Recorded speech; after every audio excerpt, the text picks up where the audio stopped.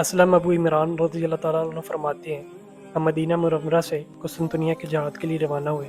ہمارے لشکر کے سپہ سالار خالد بن ولید رضی اللہ تعالیٰ عنہ کے صاحبزادے حضرت عبد الرحمن تھے۔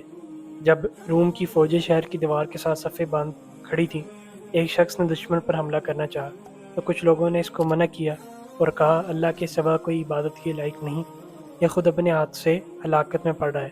تو حضرت ابو ایوب بولے، یہ آیات اللہ تعالیٰ نے ہم گروہ انصار کے متعلق نازل فرمائی ہے۔